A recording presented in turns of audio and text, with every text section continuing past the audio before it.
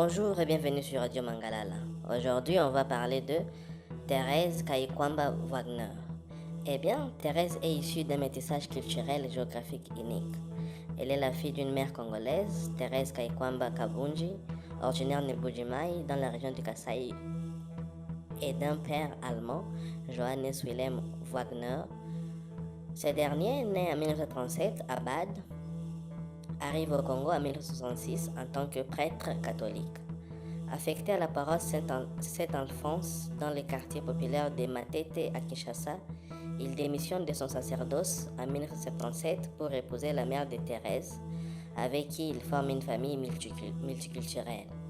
Cette double ascendance congolaise et allemande marque profondément l'enfance de Thérèse. Exposée dès son plus jeune âge à des réalités contrastées, elle grandit entre Kinshasa et l'Allemagne, où elle passe une partie de son temps avec la famille paternelle. Son enfance nomade s'étend également au Ghana et au Togo, où ses parents séjournent pour des raisons professionnelles et familiales. Ces expériences précoces d'exil et de multiculturalisme forgent chez elle une sensibilité internationale, une maîtrise de plusieurs langues, français, anglais, allemand, et une vocation naissante pour les affaires mondiales.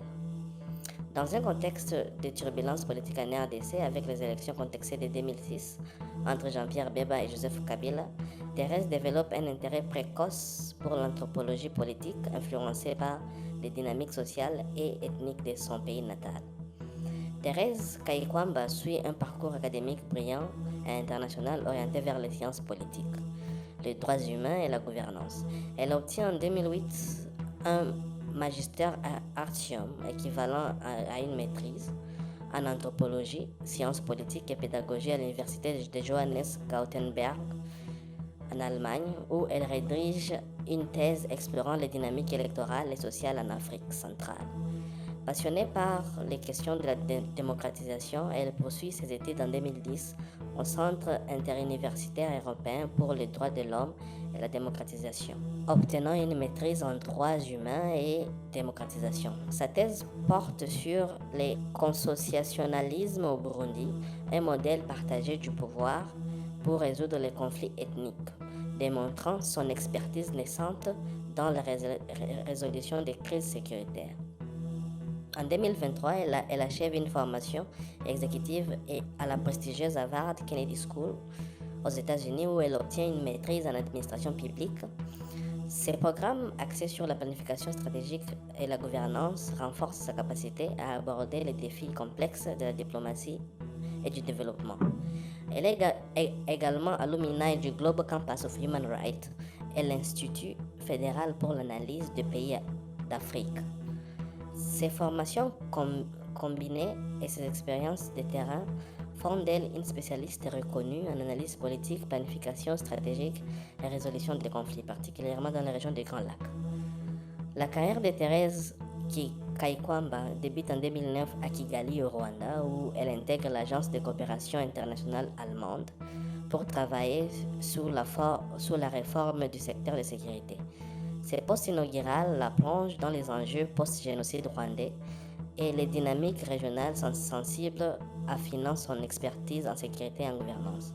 En 2011, elle opte pour le secteur humanitaire en rejoignant Oxfam à Goma, où, dans l'est de la RDC, en pleine crise du mouvement M23, en tant que chargée des programmes pour la protection des civils, elle gère les opérations critiques au cœur des conflits armés, coordonnant l'aide aux populations déplacées et documentant les violations des droits humains.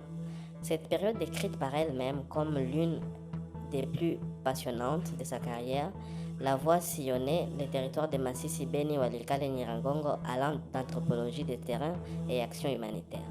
De 2016 à 2024, Thérèse intègre les Nations Unies, où elle accumule plus de 10 ans d'expérience en diplomatie et affaires internationales. Elle travaille successivement au sein de la mission de l'ONU pour la stabilisation, du Bureau des Nations Unies pour les services d'appui au projet et d'autres agences se spécialisant dans la gestion des crises sécuritaires et la planification stratégique. Ses contributions portent sur la protection des civils, la réforme institutionnelle et les processus de paix dans les Grands Lacs. Parallèlement, elle exerce comme consultante indépendante pour des think tanks et des organisations privées publiant des analyses sur les élections congolaises et les conflits armés. Le 29 mai 2024, Thérèse Kayikwamba Wagner est nommée ministre d'État aux Affaires étrangères, coopération internationale et francophonie dans le gouvernement Judith Suminwa Tuluka sous la présidence de Félix Tshisekedi.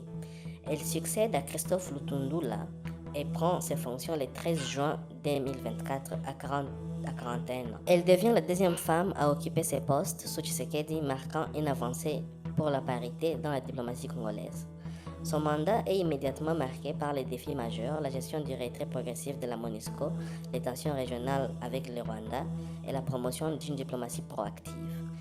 Thérèse Wagner adopte une approche ferme et multilatérale, plaidant pour des sanctions internationales contre Kigali à la tribune de l'ONU en décembre 2024. Elle renforce les alliances avec l'Union africaine, l'Union européenne et les États-Unis, tout en diversifiant les partenaires vers la Chine, la Russie, pour réduire la dépendance aux acteurs traditionnels. En 2025, son action diplomatique s'intensifie et elle pilote les négociations de paix avec le Rwanda aux États-Unis et défend l'entrée de la RDC au Conseil de sécurité de l'ONU pour 2026-2027. À Bruxelles, en octobre 2025, elle rencontre le commissaire européen Hadja Halib pour évoquer l'aide humanitaire à l'est de la RDC et critique l'inaction de l'Union européenne face à l'agression rwandaise, qualifiant sa réponse de très timide. Elle échange également avec les ambassadrices de l'UIA, des femmes, saluant l'engagement de Tshisekedi pour la masculinité positive. En juillet 2025, lors d'une prise de parole à l'ONU, elle réaffirme sa position et la position congolaise sur les élections au Conseil de sécurité. Malgré les rumeurs de tensions internes comme une possible démission en octobre 2025 suite à des divergences sur un discours présidentiel à Bruxelles, Thérèse Wagner reste une figure clé incarnant une diplomatie souveraine respectée. Elle est classée parmi les personnalités noires les plus influentes de 2025 par Afro-America Network pour son rôle dans la dénonciation de l'invasion rwandaise. Thérèse Kayikwamba est une femme engagée, se décrivant comme généreuse, ambitieuse et passionnée. Mère de famille, elle équilibre vie professionnelle et vie privée avec une communication transparente, lisant voracement et tenant un journal des idées. Féministe convaincue, elle inspire des jeunes Congolais en brisant les plafonds de verre dans des domaines masculinisés. Son expertise en seed power, souveraineté, empowerment, endurance and development, un cadre qu'elle promeut avec des think tanks comme Diplomatic World, vise à renforcer l'influence africaine sur la scène globale. À 42 ans, Thérèse Kayikwamba symbolise une nouvelle génération de leaders africains multiculturels formés aux meilleures universités mondiales et ancrés dans la réalité locale. Sa trajectoire de terrain humanitaire aux plus hautes sphères de la diplomatie témoigne d'une vision proactive pour la RDC. En pleine crise régionale, elle continue de défendre les intérêts congolais avec éloquence et fermeté, laissant présager un rôle encore plus pivotal dans la géopolitique africaine. Eh bien, mesdames et messieurs, ça sera tout pour cet épisode consacré à Madame Thérèse Kayikwamba. Faites en sorte de vous abonner à la chaîne et à la prochaine.